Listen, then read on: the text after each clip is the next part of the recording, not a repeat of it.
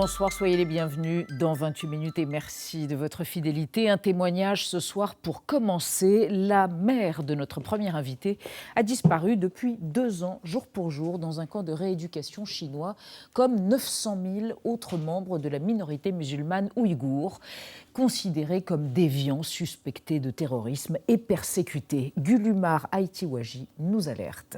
L'actualité du jour, c'est la mortalité qui a reculé sur les routes secondaires françaises depuis leur limitation à 80 km/h, un résultat qui réjouit évidemment le Premier ministre. Ce sont des résultats historiques. Il n'y a jamais eu aussi peu, depuis qu'on mesure l'accidentologie routière, il n'y a jamais eu aussi peu de morts sur les routes françaises. La vitesse tue, on le sait. Faut-il adapter les 80 km/h aux zones accidentogènes? Comme on dit, une bonne mesure impopulaire doit-elle être maintenue? Nous en débattrons. Et dans la dernière partie de l'émission, nous retrouverons nos chérubins Maudu et Saltiel. Bonsoir messieurs. Bonsoir Elisabeth.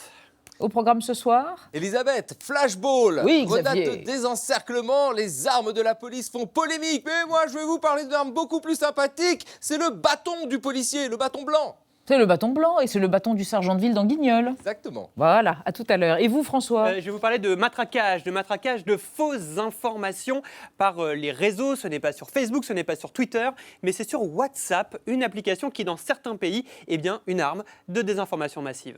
À tout à l'heure, les amis. Bonsoir Nadia Dam. Bonsoir Anne-Rose Enchère. Bonsoir Gulumar Aïtiwaji. J'espère que je n'écorche pas votre nom magnifique. Gulumar Aïtiwaji, c'est la première fois que vous témoignez à la télévision. Exact. C'est émouvant pour vous et en même temps c'est une nécessité, vous ne pouviez plus ne pas le faire, n'est-ce pas? C'est ça. C'est ça. Alors vous témoignez de quoi? Eh bien de cette date anniversaire absolument déchirante pour vous, puisque depuis 2 ans exactement aujourd'hui, vous n'avez plus de nouvelles de votre maman qui est dans un camp de rééducation, comme disent les autorités chinoises. On va en reparler avec vous, mais d'abord votre portrait, votre règle de 3, Gulumar, réalisé par Gaël Legras. Regardez. Une communauté, une arrestation, une bataille, c'est la règle de 3 de Gulumar Aïtiwaji. Sa communauté chinoise est de culture turco-musulmane. Les Ouïghours sont plus de 10 millions dans la région du Xinjiang, au nord-ouest de la Chine. Ils sont victimes de la répression du gouvernement de Pékin, surtout depuis 2001. En 2003, le père de Gulumar décide alors de s'exiler en France. Après des années de galères et de rues, il trouve un travail et un appartement à Boulogne-Billancourt. Avec sa mère et sa petite sœur, Gulumar le rejoint en 2006. En 2012, les 2 sœurs obtiennent la nationalité française. Quant à leur mère, elle conserve sa nationalité chinoise pour pouvoir se rendre au pays en cas d'urgence.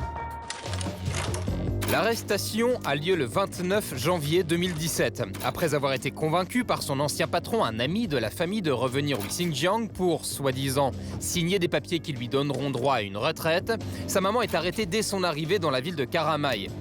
Son passeport est confisqué, elle disparaît pendant plusieurs mois et la famille apprend qu'elle a été transférée dans un camp de détention. Ce qui génère bien sûr une grande inquiétude car depuis 2016, de nombreux témoins racontent l'horreur de ces prisons que les Chinois appellent camps de rééducation. Il nous apprenait les discours du président Xi Jinping, des textes du Congrès national du Parti communiste chinois. Si tu ne respectes pas les règles, ils te punissent. Aujourd'hui, on estime que pratiquement un Ouïghour sur 10 est détenu en Chine et les proches des prisonniers ne reçoivent aucune nouvelle. S'il vous plaît, aidez-les, spécialement mon frère. Je ne sais pas où ils l'ont emmené, sans aucune raison. Gulumar mène désormais une bataille pour essayer de faire libérer sa mère. Elle a envoyé une lettre à Emmanuel Macron. Elle a été reçue au Quai d'Orsay où on lui a expliqué que le gouvernement ne pouvait pas intervenir puisque sa maman n'avait pas la nationalité française. Elle a lancé une pétition intitulée « Libérez ma mère des camps de concentration en Chine ». 434 400 personnes l'ont signée. Cela fait 2 ans, jour pour jour, que sa mère est incarcérée. Gulumar Aïtiwaji, oui, j'imagine que vous êtes d'autant plus ému que vous avez revu des images et des photos de votre maman qui a été arrêtée il y a 2 ans, jour pour jour. Et l'imbroglio juridique repose sur le fait qu'elle n'a pas la nationalité française, n'est-ce pas? C'est exactement les autorités ça. Vous ont dit Elle préparait sa demande de naturalisation. Je me suis mariée en fait fin août 2016 et elle a été appelée par la Chine novembre 2016. Et du coup, elle a un peu mis de côté en fait sa demande, ses papiers, et elle n'avait pas eu le temps de la soumettre. Et elle ne s'est pas méfiée quand on l'a appelée, quand quelqu'un, le fameux ami de la famille, l'a appelée, alors que vous saviez, et pour cause, qu'il y avait quand même des pressions, des persécutions, elles sont historiques, ces persécutions. Alors, il faut savoir que depuis notre arrivée en 2006, elle rentrait quand même tous les 2-3 ans en Chine. Elle n'avait aucun problème. Elle était restée quand même assez sage, on va dire, pour les Chinois en France. Ça veut dire quoi, sage pour les Chinois? En fait, elle se mêlait jamais aux histoires, aux manifestations ici. Elle fréquentait même pas des gens assez actifs. Donc, pas de militantisme, pas de politique. Rien de tout ça. Et elle refusait même d'inviter ce genre de personnes à la maison parce que... Parce qu'elle se savait surveillée. Oui, elle se savait. Enfin, tout le monde est à peu près surveillé. Il y a combien de gens à peu près dans la communauté ouïghour en France? Vous avez une idée? La diaspora représente combien de gens à peu près? Alors, non. Non, vous ne savez pas. Mais ce que vous savez, c'est que vous avez le sentiment qu'il y a une surveillance constante. Exactement. Et que les autorités chinoises font pression sur ceux qui sont en Chine. C'est ça. Donc vous êtes menacés. Et je crois qu'en France, on est à peu près 4000. C'était les chiffres il y a quelques années. Et c'est une grande majorité des étudiants. Quand vous avez eu votre maman, elle vous a dit que notamment lui était reproché le fait que vous et votre sœur aviez participé à des manifestations anti-Pékin. Donc c'est bien que vous êtes surveillés. Qu'est-ce que vous vous attendez de votre action? Est-ce que vous avez hésité à médiatiser la chose? Est-ce que vous avez eu peur de la mettre en danger? Et qu'est-ce que vous en attendez aujourd'hui? Alors, depuis qu'elle est partie en novembre 2016 en Chine, en fait, j'ai commencé à parler l'été dernier, donc l'été 2018. Pendant 1 an et demi, j'ai rien fait. C'est-à-dire qu'en fait, j'ai fait un cleaning dans mes réseaux sociaux aussi, donc je ne fréquentais personne. J'allais même pas au restaurant ouïghour de Paris. C'est-à-dire que vous avez enlevé les tweets, par exemple, que vous aviez pu poster à propos de la Chine. Vous avez fait un grand nettoyage. J'ai tout enlevé et j'ai bloqué des personnes que je connaissais ici. Je fréquentais personne. C'était vraiment la routine. Voilà, j'allais au boulot et je revenais. Et vous espériez que ça la protège? Oui. Et en fait, c'était l'ambassade de France à Pékin qui m'avait conseillé en fait de ne pas, pour le moment, à l'époque, en fait, on n'avait pas beaucoup de nouvelles sur ces camps-là. On ne savait pas de quoi elle était vraiment soupçonnée. Et on m'a conseillé de ne pas trop me rendre médiatique. Et puis pour éviter en fait d'attirer l'attention sur le cas de ma mère. Alors pourquoi aujourd'hui décider de justement médiatiser?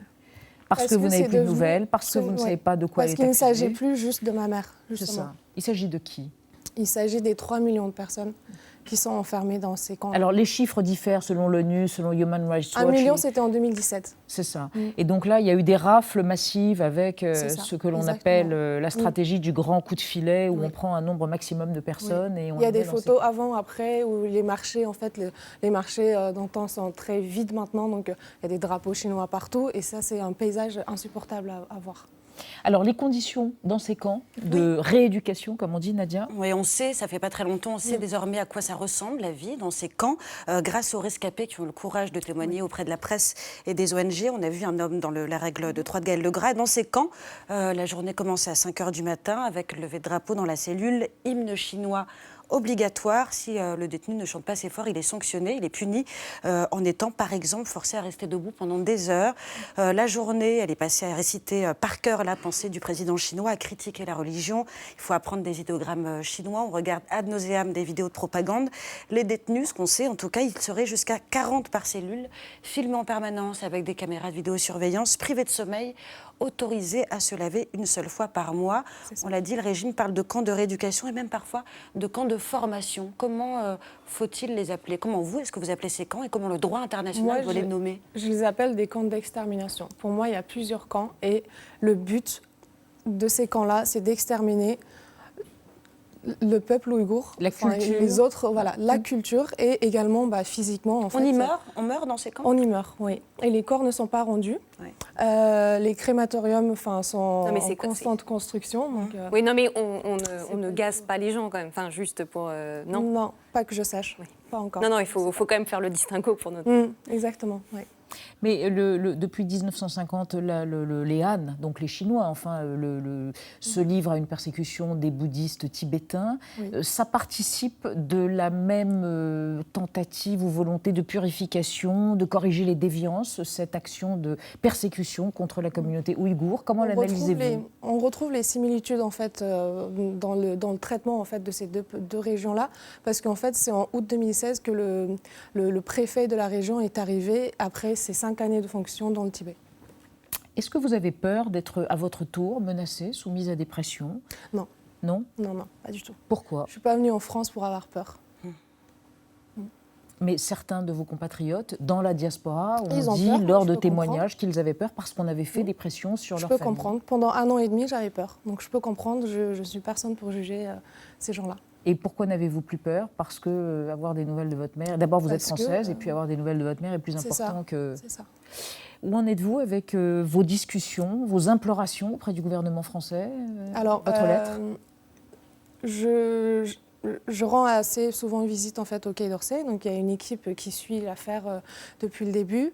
Ils relancent en fait les autorités de Pékin encore et encore sans avoir de réponse. La seule lettre que j'ai eue date d'été 2017, où en fait la lettre m'explique, elle vient de l'ambassade de France à Pékin, m'explique que d'après les informations que l'ambassade a eues des autorités locales, ma mère a été arrêtée le 29 janvier. Elle a été libérée sous caution le 9 juin 2017. On ne vous a pas adressé de preuve de vie, par exemple? Non. Mais je sais que le 9 juin 2017, c'est le jour où elle a intégré un camp. Et pendant ces 6 mois, de janvier à juin, on n'a aucune nouvelle. On ne sait pas où elle a été. Et en juin, quand elle a intégré un camp, elle a appelé ma tante. Ma tante nous a dit qu'elle a été appelée par ma mère et ma mère lui aurait demandé des sous-vêtements propres. La pétition, pourquoi faire cette pétition signée sur change.org? Elle me sert de vitrine, en fait. C'était nécessaire. Je me sentais obligée de faire ça. Gulumar Haïti Ouaji qui lutte pour retrouver sa maman dans un camp de rééducation, quelque part au fin fond de la Chine populaire. Merci d'être venu témoigner ce soir, Gulumar, malgré votre pudeur. C'est la première fois que vous passiez à la télévision. Merci encore et bon courage. Nous passons à notre débat sur la sécurité routière. 189 vies ont été épargnées en 2018 grâce à différentes mesures, dont la limitation à 80 km/h sur les routes secondaires françaises, des routes où ont lieu la moitié des accidents mortels, des routes secondaires dont les usagers refusent cette fameuse limitation. A-t-on le droit de préférer la liberté à la sécurité? Faut-il adapter la loi en fonction des territoires? On en parle après la mise au point de Sandrine Le Calvez. 80 km/h au lieu de 90. Depuis 6 mois, c'est la règle sur presque 400 000 km de routes secondaires, celles en double sens et sans séparateur central. Une mesure controversée, mais défendue par Édouard Philippe, qui a revendiqué hier de bons résultats en matière de sécurité routière. 3 259 morts en 2018, 189 de moins qu'en 2017. Ce sont des chiffres historiques. Il n'y a jamais eu aussi peu de morts sur les routes françaises. Pour le Premier ministre, c'est un bilan sans ambiguïté, la preuve du bien fondé de la limitation de la vitesse.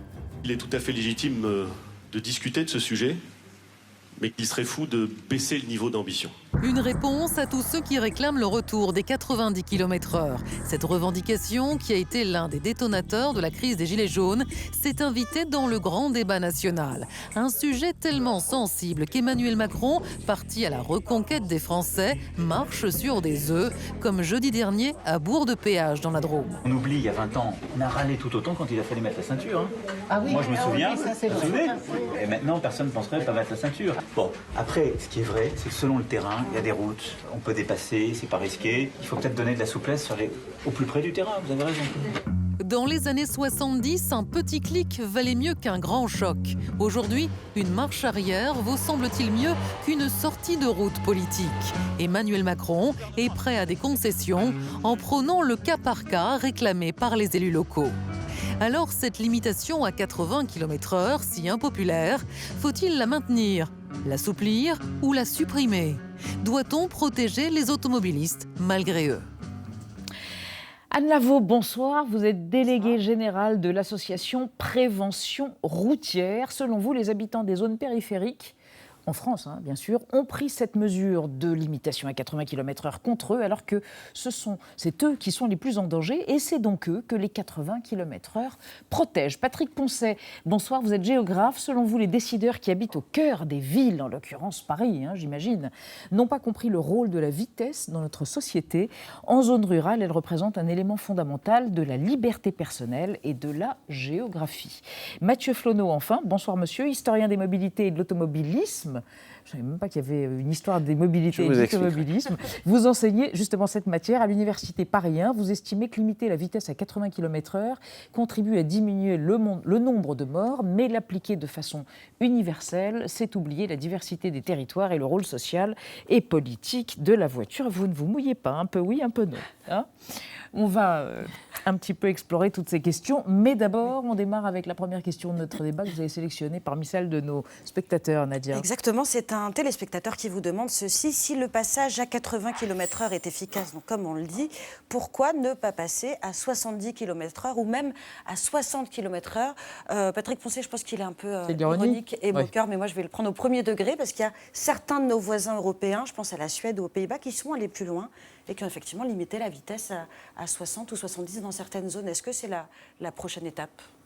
En fait, le problème, ce n'est pas la vitesse absolue, c'est-à-dire que ce n'est pas le fait d'aller à 60 ou à 90 ou à 50. Le problème, c'est que tout le monde est à peu près d'accord, tous les experts sont d'accord, on sait beaucoup de choses sur la physique des collisions, etc. Ouais. Et tout le monde est d'accord pour dire que la vitesse aggrave les accidents. Bon, donc la réduire, logiquement, c'est une réponse logique. Le problème, c'est que la vitesse, elle est pratiquée dans des contextes. Voilà. Et vous avez en gros deux stratégies pour réduire l'accidentologie au niveau des accidents. C'est soit vous réduisez la vitesse à zéro. En fait, c'est ce qu'on fait en allant habiter en ville. On n'a plus de voiture. N'allons pas jusque-là. On peut pas aller jusqu'à ces extrémités. Non, mais en habitant en ville, on a moins besoin de voiture. À la limite, si on ne prend pas la voiture, on est à 0 km/h en voiture, donc il n'y a pas de problème.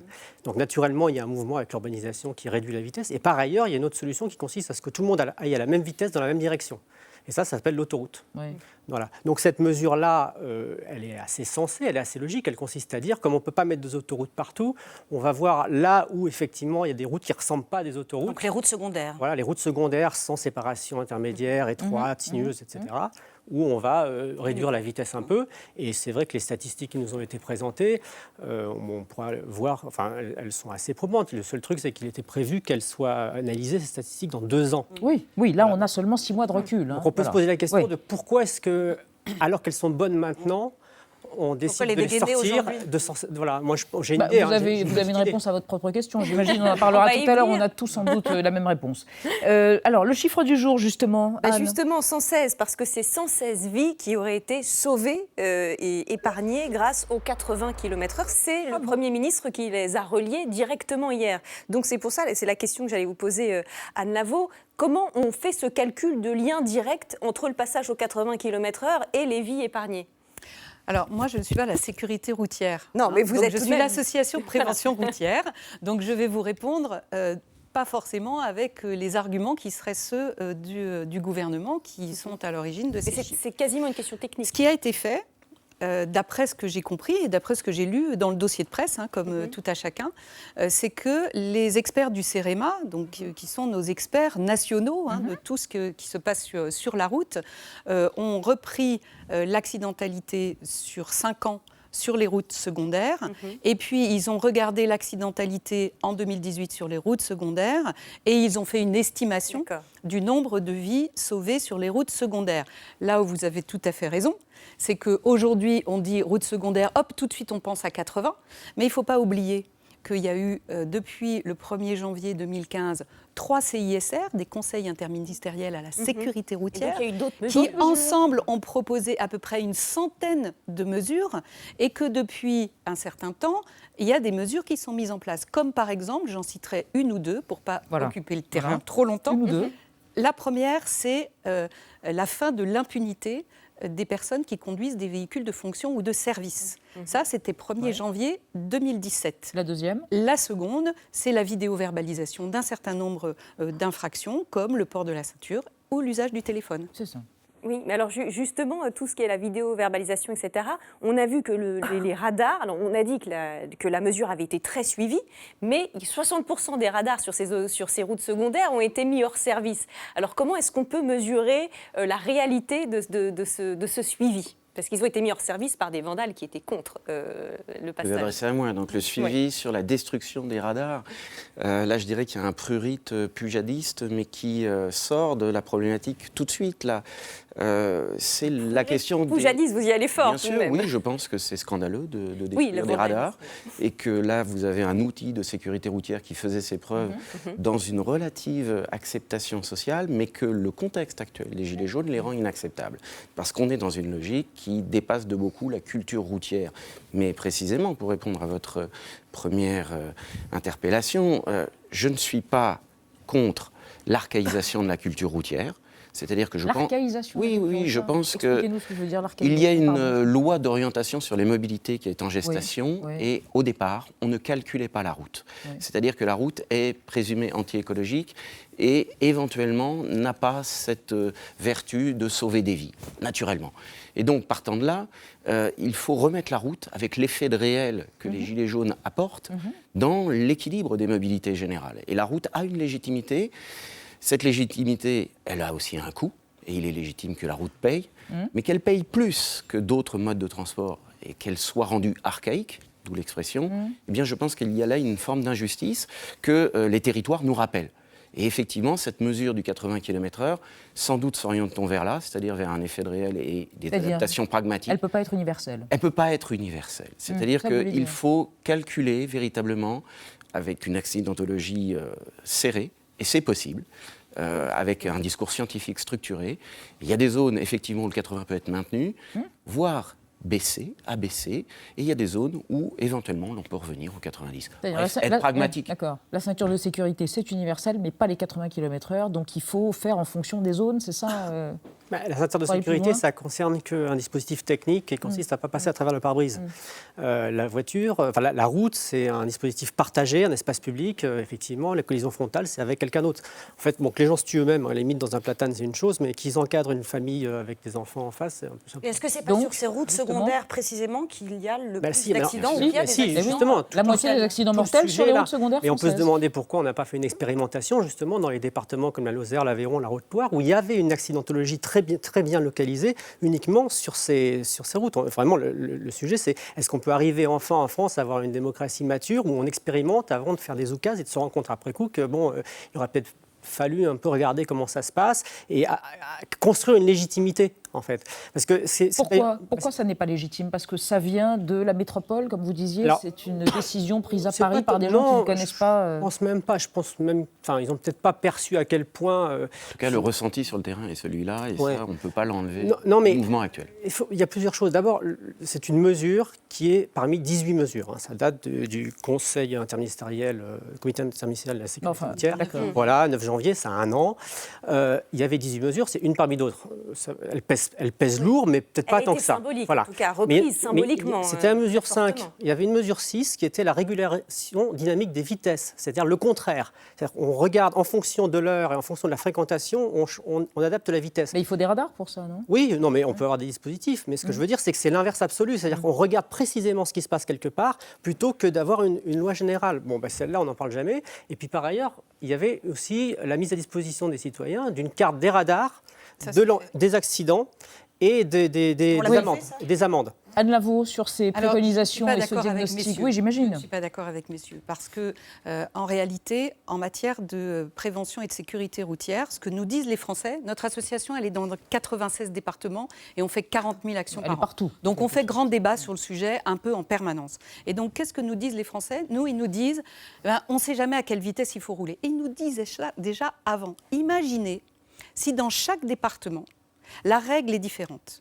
L'acceptabilité d'une règle, c'est aussi son homogénéité. Et on ne peut pas édicter une règle comme celle-là en disant dans un département ça va être comme ci, dans l'autre ça va être comme ça.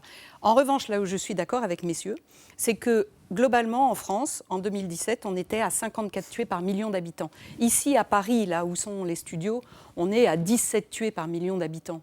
Et quand on va dans les départements que vous citiez tout à l'heure, on est à 100 tués par million d'habitants. Et donc ce sont dans ces départements-là où on a le plus de réseaux secondaires sans séparateur central, etc., qui sont concernés par cette mesure. Donc en réalité, ce qui a été présenté comme venant du haut vers le bas, C'est pas ça du tout. C'était une réponse adaptée. Et une réponse adaptée à ce que souvent les préfectures pointaient dans les chiffres qu'ils ont de leur accidentalité territoriale, ce que les maires pointaient aussi.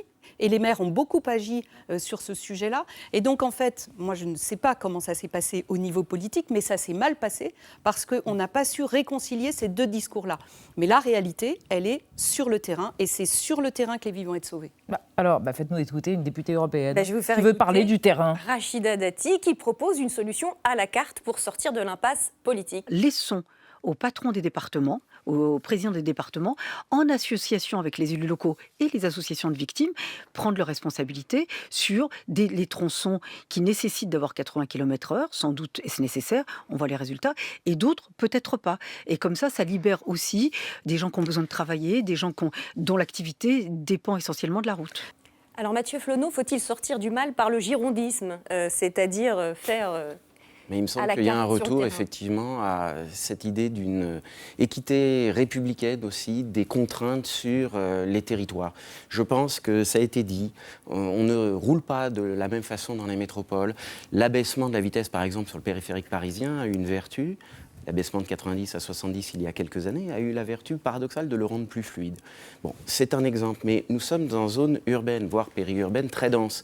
En zone rurale, même si effectivement l'argument est exact et scientifiquement très juste, ces mesures de 80 bénéficieront aux zones rurales en termes de vie sauvée. Il y a tout de même une équation, c'est pas rien, quand même. une soutenabilité. Pardon, il y a aussi ce qui n'est pas rien, une soutenabilité des territoires, une soutenabilité économique des territoires. Ça veut dire quoi? Ça veut dire que si on roule à 80, la soutenabilité est plus assurée économiquement parlant? Non, mais c'est un argument qui est donné, c'est-à-dire qu'on va ralentir les territoires. Et là, on va ralentir les territoires? Oui, à certains égards, c'est l'argument qui est opposé en disant on va nous faire perdre du temps. Alors, le vrai calcul, c'est que sur certains territoires... ne perd du temps devant la machine à café. On parle de... Mais bien sûr, vous avez raison. Vous avez raison, c'est une question de représentation. Attention. C'est une question de représentation, mais celle-ci est importante à partir du moment aussi où justement on a l'impression qu'on alourdit le coût de ces mobilités et à partir du moment où on frappe la route qui est une infrastructure de mobilité et de transport majeure, eh bien, de taxes. Ça nous rappelle le débat sur l'écotaxe et la non-recevabilité de l'écotaxe dans certaines régions. Juste un mot sur la vitesse, le ressenti, parce que vous avez une analyse sur le ressenti de la vitesse dans les zones rurales et périurbaines. La vitesse n'est pas seulement la vitesse. Oui, bon, la vitesse, on la voit comme un moyen, on parle de minutes perdues, etc. Enfin, effectivement, on a tous les contre-arguments qu'on veut. Quoi qu'en la matière, on ne sait pas vraiment ce que vaut une minute pour quelqu'un. Hein. Mais le fait est, c'est beaucoup plus profond que ça. C'est-à-dire que dans l'espace français, vous avez des cœurs de métropole et puis vous avez des zones périphériques, périurbaines, qui sont construites, qu'on ne peut habiter que parce qu'on a une voiture et qu'on a une certaine liberté, je dirais une liberté automobile. Voilà. Donc le fait de faire... C'est une mesure comme ça qui est universelle. Et alors elle est quoi? Elle est liberticide? Non, mais sans le vouloir, finalement, elle cible des gens qui ont construit tout leur mode de vie sur le fait d'avoir une certaine souplesse. Ils ont été contraints parfois, parce qu'ils ont été chassés des métropoles par les prix de l'immobilier. Il y a ceux qui ont été contraints, c'est ceux qui ne vont pas être contents surtout, et puis ceux qui ont choisi, qui seront un peu moins contents. Elle cible et elle sauve. Voilà, elle cible et elle sauve. Voilà. Non, mais bien évidemment, la loi vise aussi, on interdit aux gens de fumer parce qu'on essaie de les sauver, on essaie de les informer, etc. Bien entendu. Mais le problème qui est derrière, c'est que moi, qui me préoccupe plus, c'est que cette carte des gens qui sont ciblés par cette mesure, c'est exactement la même que la carte de là où s'est fait le vote pour les extrêmes qui détruit la démocratie, en fait. C'est-à-dire que si Marine Le Pen... Vous voulez dire que les 80 km/h vont faire monter Marine Le Pen? Non, ça peut les faire... Enfin, c'est déjà plus ou moins le cas. C'est pas un raccourci Non, c'est pas que c'est un raccourci, c'est que si vous voulez, le vote tribunicien, pour des partis contestataires, qui contestent même le principe démocratique, est toujours plus majoritaire dans les zones périphériques que dans les zones centrales. Donc en fait, avec cette mesure, peut-être que sans s'en rendre compte, ils n'ont pas réalisé qu'ils allaient encore renforcer un clivage qui est délétère pour la démocratie française. Alors à propos de clivage, parlons d'une sorte de fracture entre les hommes et les femmes au volant, Nadia. Intéressant. C'était déjà pas très intelligent de dire femme au volant, mort en tournant, mais en plus c'est totalement Qui dit faux ça? quand on regarde les statistiques. Certains, j'en connais, c'est totalement faux. Les statistiques, les chiffres sont implacables. Ils proviennent du dernier rapport de l'Observatoire national interministériel de la sécurité routière et ils disent de manière claire que les femmes conduisent mieux, en tout cas plus prudemment, sous toutes catégories confondues, sur la mortalité routière routière. D'abord, 82% des auteurs présumés d'accidents mortels sont des hommes, et on parle de voitures comme de motos. Ils sont, les hommes toujours, surreprésentés dans les condamnations pour conduite sous l'emprise d'alcool ou de stupéfiants. Sur le respect du code de la route, 90% des permis de conduire suspendus pour cause d'infraction répétée appartiennent à des hommes.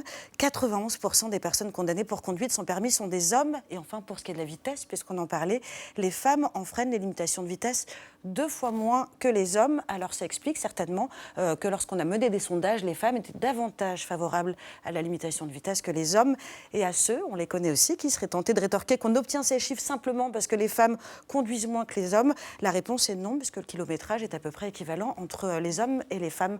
Anne Lavaux, est-ce que vous pouvez nous aider à comprendre ce phénomène? Pourquoi autant de disparités de genre?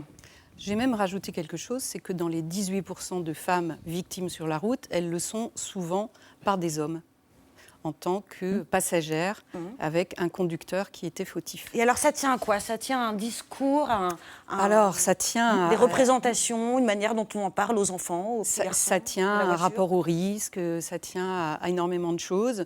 Effectivement, il y a et c'est une loi quasi universelle. Hein. Ouais. C'est-à-dire que quand on regarde les chiffres de l'accidentalité dans la plupart des pays, on retrouve cette même disparité.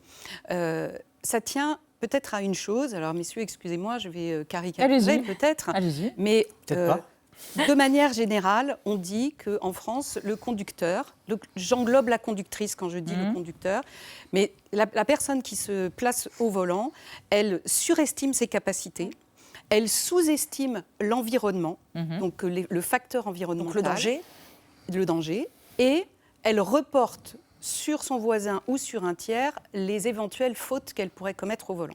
Donc, quand vous avez cette configuration de l'automobiliste en tête, ça explique beaucoup de comportements. Mais le facteur, et je ne suis pas psychologue, mais si vous aviez un psychologue à cette table, vous dirait que c'est vraiment dans la prise de risque et que cette prise de risque, qui est un mode de construction du jeune garçon, eh bien, c'est là que le danger arrive. Alors en voilà un à qui la prise de risque ne fait pas peur. Olivier Dassault, député de l'Oise, pilote aérien, addict à la vitesse, qui trouve que l'autoroute à 150 km/h, c'est la moindre des choses. Son portrait par Thibault. Ils sont au centre de l'histoire et méritent forcément quelques déboires. Tandis que le Premier ministre défend la limitation à 80 km/h sur route, un député propose les 150 km/h sur autoroute. Alors, faut-il flasher Olivier Dassault? Olivier Dassault est héritier de l'empire Dassault, pilote qualifié sur toute la gamme Falcon et député RPR, UMP puis LR de l'Oise pour la 6e fois. Conciliant politique et mur du son, il propose un geste fort pour manifester son amour de la nature, appuyer sur le champignon. Mais qu'est-ce que vous faites, malheureux? Appuyer sur le champignon, ça n'est pas écraser mes cèpes, espèce de truffe. C'est la dernière fois que j'emmène un gilet jaune en Sologne. Paraphrasant Macron, paraphrasant Pompidou, Olive estime qu'il faut arrêter d'emmerder les Français. Et pour commencer à arrêter, il suggère de nous laisser foncer à 150 sur l'autoroute dans une proposition de loi signée le 21 novembre par 16 collègues députés. Chasseur, déjà mordu par un lion, milliardaire qui balade ses confrères députés avec son Falcon personnel, aime se sentir décalé. Administrateur de valeurs actuelles, favorable au retour de la peine de mort, il est aussi photographe et compositeur décalé. Enfin, très décalé. Si vous votez ma loi sur les 150, je composerai votre hymne. Et ça impressionnera le jour de vos funérailles. À l'Assemblée, il était très aimé. Au Palais Bourbon, c'était pas un bouffon. Ses amendements, toujours très fulgurants. Ouais. Dans certaines créations graphiques, Olive affirme rendre hommage à Nicolas de Staël. Dans ses œuvres sonores, l'hommage s'adresse aux Galeries Lafayette, à Lexus ou à lui-même. Comme dans ce titre Mordoré, à l'écoute en ce moment, un député toujours à vos côtés. Le talent à Mac 2. Merci Thibault Nolte, Anne Rosenchère. Oui, sur les 80 km/h, le président va devoir choisir. Selon vous, est-ce qu'il va tenir bon, vu les bons chiffres, ou est-ce qu'il va céder? C'est à vous que je pose la question. C'est à vous qu'on pose la question. Vous avez l'air réjoui, mais c'est à vous. Le président est évidemment souverain, mais il faut répondre là à une crise qui est beaucoup plus large que la crise du 80 km/h. Et le sujet n'est qu'une des facettes de cette crise multiforme que l'on connaît actuellement. Alors, tout le problème est le registre de discours.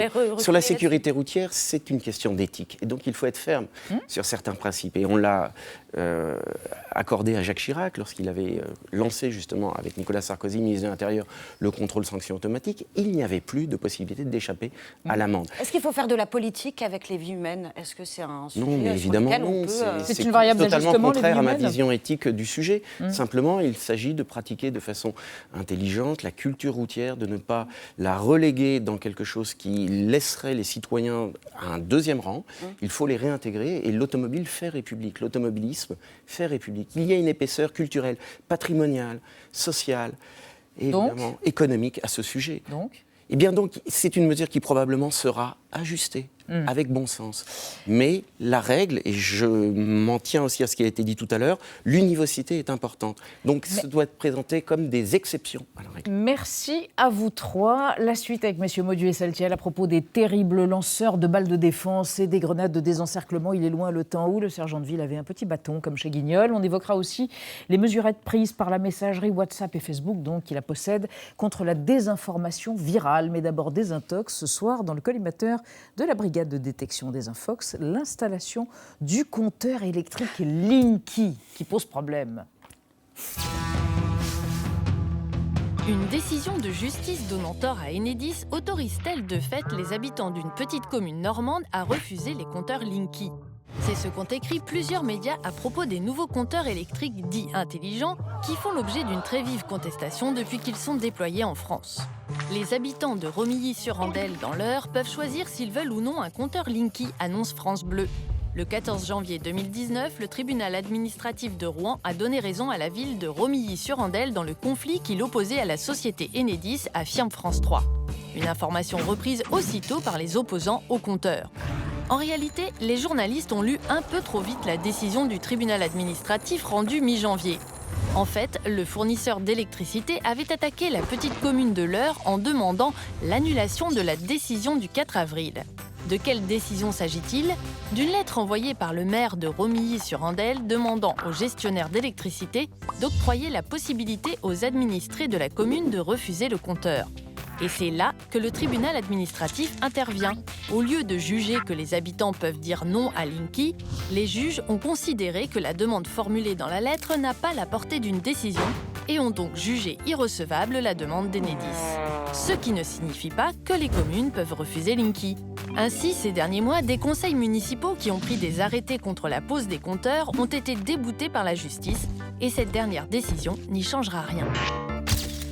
Bravo Désintox, salut les poilus. Salut poilus, tiens, ça après rime, tout. ça rime. Mais en même temps, vous l'êtes. Oui. Pardonnez-moi, c'est une réalité. Xavier Mauduit, des armes. Quelles armes pour nos forces de l'ordre? Beaucoup de polémiques autour de... On ne dit plus... Alors, on dit les lanceurs de balles de défense, on parle de grenades de désencerclement.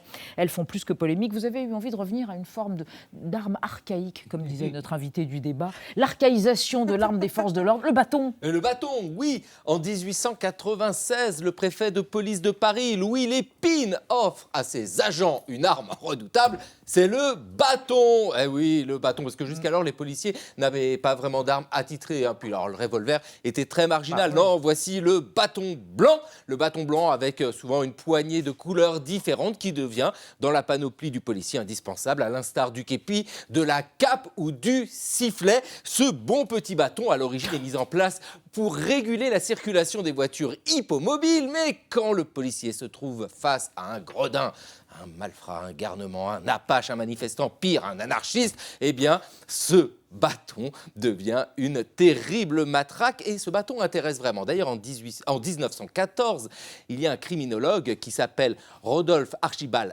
Reiss qui écrit une considération sur la réorganisation de la police. Ce criminologue est serbe, mais il travaille en Suisse, à Lausanne, et il étudie ce qui se passe à la préfecture de police de Paris. Alors pour lui, le bâton, c'est formidable parce que le sabre comme arme du policier est ou dangereux ou inutile. C'est très simple. Si le policier est prudent, jamais il va sortir son sabre, parce que c'est les conséquences. À l'inverse, si le policier est nerveux, bah là, on risque directement la mort. Reiss précise aussi que le revolver n'est pas adapté aux policiers européens, non, parce qu'ils n'ont pas la dextérité des cow-boys. Oui, c'est lui qui parle des cow-boys. Il parle des cow-boys. Oh, Reiss dit que la vraie arme du policier est le bâton en caoutchouc, car il étourdit sans blesser, puis les conséquences des coups ne sont pas redoutables. Alors, ce bâton blanc reste dans mains de la police jusqu'aux années 1960. Alors, avec des variantes, il y a le bâton lumineux, et puis il y a aussi une autre forme de bâton qu'on appelle le bidule. Oui, c'est le nom qu'on donne. Le bidule, un vrai casse-tête, dont se souviennent les têtes des étudiants de mai 68. Aujourd'hui, vous savez, il y a toujours une matraque dans la police. C'est le tonfa, alors là... Pourquoi le tonfa? Pourquoi c'est du verlan? Réfléchi. Non, c'est du verlan. Non, c'est le vrai nom, tonfa, la vraie matraque de la police actuelle. Mais quand on regarde aux origines, il faut l'avouer, le vrai bâton du policier, il nous vient d'Angleterre. Les bobbies qui avaient un bâton. Est-ce que c'est ça? Les polices du monde entier regardent ce qu'elles font, elles se comparent, il y a des innovations, certains, on les prend, d'autres, on ne les prend pas, comme par exemple certaines qui viennent des États-Unis. Les agents d'Atlantic City ont quant à eux bien d'autres soucis. Du moins peuvent-ils voir leur tâche simplifiée par l'adjonction à la casquette réglementaire d'un petit poste récepteur de radio. Les gangsters n'ont plus qu'à bien se tenir. Les agents ont maintenant des antennes. Un appel radio et les policiers les plus proches sont aussitôt sur les lieux. Cela ne va peut-être pas toujours aussi vite, mais tout de même, voilà un sensible progrès. Sensible. Les actualités françaises. Ah oui, bah oui. Alors, dites donc, l'application WhatsApp, elle appartient à qui? Facebook, c'est ça? Oui, depuis 2014, ouais. Et des mesures pour lutter contre les infox. Oui, on appelle les infox. Vous utilisez d'ailleurs peut-être cette application WhatsApp pour dialoguer en groupe avec vos amis, avec votre famille, mais dans certains pays, elle est véritablement utilisée comme une arme de désinformation massive, comme en Inde, par exemple, où il y a 200 millions d'utilisateurs par jour de WhatsApp. C'est le premier pays où on utilise WhatsApp. Et l'an dernier, des rumeurs ont circulé autour d'enlèvements d'enfants, des informations qui passaient comme ça de téléphone en téléphone dans une sorte d'hystérie collective, au point qu'une trentaine de personnes ont été lynchées publiquement car elles étaient prétendues être les ravisseurs d'enfants, ce qui est évidemment absolument pas prouvé. Donc c'est donc des drames qui ont forcé WhatsApp déjà à commencer par limiter le nombre de transferts à un certain nombre de personne. Ça peut aussi être utilisé, cette application verte, à des fins politiques, à des fins bien sûr de propagande politique. Ça a été le cas lors des élections brésiliennes où, selon le quotidien Folha de Sao Paulo, des hommes d'affaires ont financé des campagnes de dénigrement à l'encontre du candidat du parti travailliste. Des annonces comme celle-ci qui stipulaient que Fernando Haddad, le candidat de gauche, aurait diffusé massivement des kits gays pour enseigner l'homosexualité dans les écoles primaires. Alors, subtil. Voilà pourquoi donc ce service, on le disait, qui est créé en 2009 et racheté par Facebook en 2014, a décidé donc maintenant de limiter à 5 personnes le nombre de transferts de messages, seulement 5. Voilà, alors qu'avant, il suffisait en quelques minutes de l'envoyer à plus d'1 millier de personnes. Avouez qu'il n'y avait pas mieux pour faire circuler une rumeur express. Alors, WhatsApp, on le disait, c'est 65 milliards de messages par an. Vous imaginez 65 milliards de messages par an et surtout ces messages sont cryptés. Voilà ce qui rend la tâche difficile pour débusquer les infox, à l'inverse de Twitter ou de Facebook où vous le savez, il y a un fil d'actualité. Là, comme il passe de main en main, c'est très compliqué de les débusquer. Bref, ces mesures restrictives face à l'ampleur et la puissance de WhatsApp semblent elles aussi bien limitées. Merci mes amis, 28 minutes est terminé à suivre sur Arte, une soirée théma présentée par Émilie Aubry qu'on adore, les coulisses de l'histoire, 2 derniers volets de cette série consacrée à Hiroshima et à Mao. À demain, on se quitte avec un clin d'œil à notre débat hystéromobile. Georgette Plana fait du vélo. C'est lent, c'est silencieux, ça calme. Fais du vélo, fais du vélo. Comment on va faire? Tu vas te faufiler partout et doubler toutes les autos. Fais du vélo, fais du vélo. Tu n'auras plus, non jamais.